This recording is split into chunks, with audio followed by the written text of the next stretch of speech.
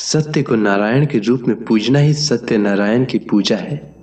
इसका दूसरा अर्थ यह है कि संसार में एकमात्र नारायण ही सत्य है, बाकी सब माया है। सत्य में ही सारा जगत समाया हुआ है। सत्य के सहारे ही शेष भगवान पृथ्वी को धारण करते हैं। श्री सत्यनारायण व्रत का वर्णन देवर्षि नारद जी के पूछने पर स्वयं भगवान विष्णु ने अपने मुख से किया है। श्री सत्यनारायण व्रत की कथा। एक बार योगी नारद जी ने भ्रमण करते हुए मृत्यु लोक के प्राणियों को अपने अपने कर्मों के अनुसार तरह तरह के दुखों से परेशान होते देखा। इससे उनका संत हृदय द्रवित हो उठा और वे वीणा बजाते हुए अपने परम आराध्य भगवान श्री हरि के शरण में हरि कीर्तन करते क्षीर सागर पहुंच गए और स्तुति पूर्वक बोले, हे नाथ, यदि आप मेरे ऊपर प्रसन्न हैं तो मृत्यु लोक के प्राणियों की व्यथा हरने वाला कोई छोटा सा उपाय बताने की कृपा करें। तब भगवान ने कहा, हे वत्स, तुमने विश्व कल्याण की भावना से बहुत सुंदर प्रश्न किया है, अतः तुम्हें साधुवाद है। आज मैं तुम्हें ऐसा व्रत बताता हूं जो स्वर्ग में भी दुर्लभ है और महान पुण्यदायक है तथा मोह के बंधन को काट देने वाला है, और वह है श्री सत्यनारायण व्रत। इसे विधि विधान से करने पर मनुष्य सांसारिक सुखों को भोग कर परलोक में मोक्ष प्राप्त कर लेता है। इसके बाद काशीपुर नगर के एक निर्धन ब्राह्मण को भिक्षावृत्ति करते देख भगवान विष्णु स्वयं ही एक बुढ़े ब्राह्मण के रूप में उस निर्धन ब्राह्मण के पास जाकर कहते हैं, हे विप्र, श्री सत्यनारायण भगवान मनोवांछित फल देने वाले हैं। तुम उनके व्रत पूजन करो, जिसे करने से मनुष्य सब प्रकार के दुखों से मुक्त हो जाता है। इस व्रत में उपवास का भी अपना महत्व है, किंतु उपवास से मात्र भोजन न लेना ही नहीं समझना चाहिए। उपवास के समय हृदय में यह धारणा होनी चाहिए कि आज श्री सत्यनारायण भगवान हमारे पास ही विराजमान हैं। अतः अंदर व बाहर शुचिता बनाए रखनी चाहिए और श्रद्धा विश्वास पूर्वक भगवान का पूजन कर उनकी मंगलमयी कथा का श्रवण करना चाहिए। सायं काल में यह व्रत पूजन अधिक प्रशस्त माना जाता है।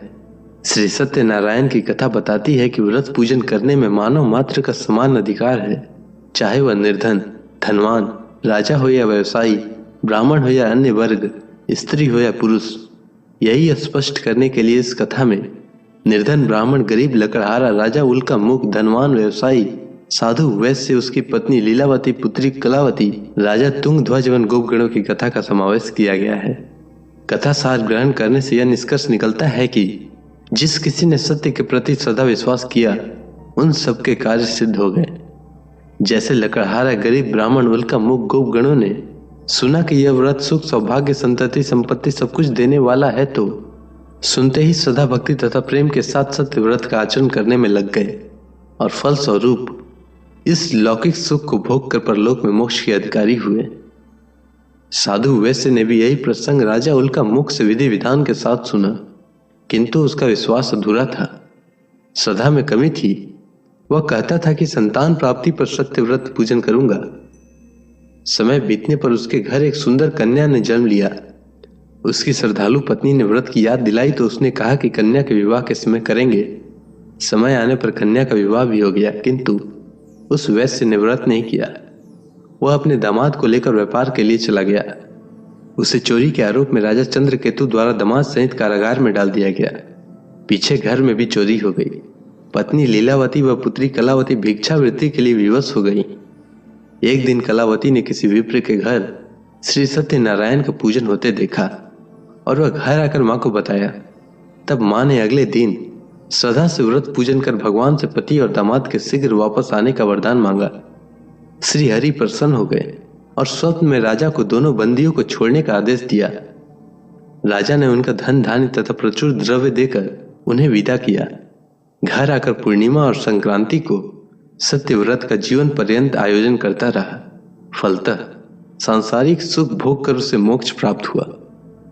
इसी प्रकार राजा तुंगध्वज ने वन में गोपगणों को श्री सत्यनारायण भगवान का पूजन करते देखा, किंतु प्रभुता के मद में चूर राजा न तो पूजा स्थल पर गया, न दूर से ही प्रणाम किया और न ही गोपगणों द्वारा दिया गया प्रसाद ग्रहण किया।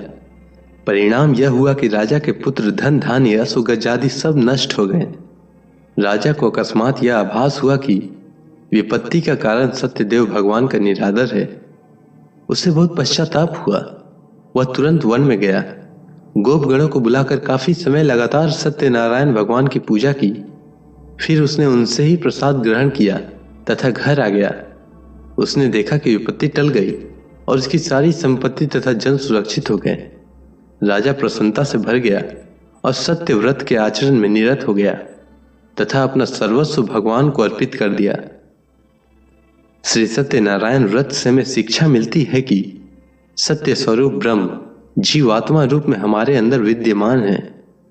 हम सब सत्य के ही स्वरूप हैं, पर माया के वश में आकर नष्ट होने वाली वस्तुओं को संग्रह करने की सोचकर संसार में मग्न हो रहे हैं। इस अज्ञान को दूर करके सत्य को स्वीकार करना और प्रभु की भक्ति करना ही मानव का धर्म है। यही सत्यनारायण व्रत और कथा का सार है। बोलिए श्री सत्यनारायण भगवान की जय।